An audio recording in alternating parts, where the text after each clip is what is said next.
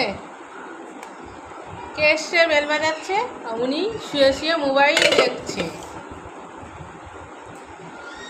তো রান্না বান্না হয়ে গেছে, সব তো হয়ে গেছে। কি কি রান্না করেছি বলেছি।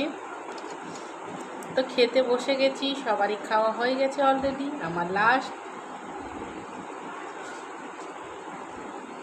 আমরা 4টা বাজতে ছেলেকে খাওয়াচ্ছিলাম, তার জন্য। ওই মিউনিসিপালিটি থেকে মনে হয় আসছে লোক, ওই কলের জায়গা কিনা তো জিজ্ঞেস করছে ওটা কলের জায়গা কিনা। যাও না, গিয়ে কথা বলো না।